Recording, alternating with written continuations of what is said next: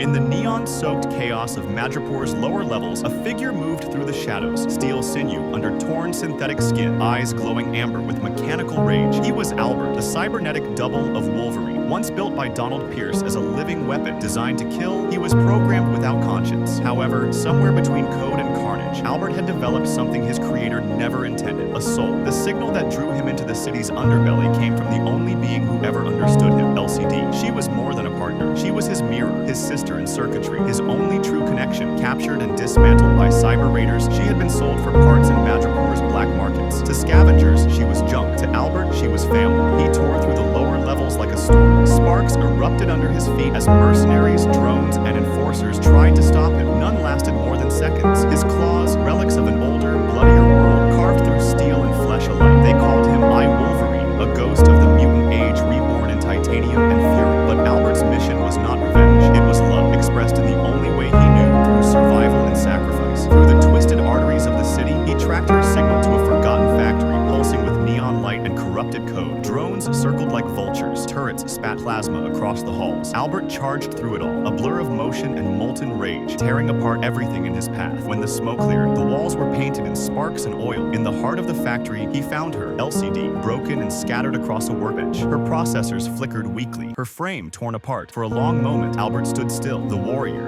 the machine, the ghost, all fell away. What remained was something achingly human. He gathered her pieces in trembling hands, the rain hissing as it met the heat of his damaged armor. Then entered into the scene Donald Pierce, the architect of Albert's existence. Half man, half machine, he looked upon his creation with disdain. What followed was not merely combat, but confrontation between creator and creation. Control versus freedom, logic versus soul. Metal clashed against metal, the factory trembling under their blows. Albert fought with something Pierce had never understood: emotion. Every strike carried purpose, every movement born of pain and defiance. When it ended, Pierce lay defeated, his own mechanical body torn apart by the monster he made. The cycle of domination ended there, in fire and rain. Amid the ruin, Albert rebuilt Elsie-Dee piece by piece, wire by wire. He restored her until her eyes flickered with fragile light. Together, they stepped out into the storm-drenched night. Through the endless alleys and glowing billboards of Madripoor, their silhouettes moved side by side, two machines that had learned to care. They were not human, but they were something just as real, conscious, loyal, alive. In a world ruled by men like Arno Stark and Donald Pierce, Albert and Elsie-Dee became symbols of rebellion, proof that even artificial hearts could feel. Among the digital ruins and electric skies, whispers began to spread about them. Two ghosts walking against the current of their creation, defying logic with love.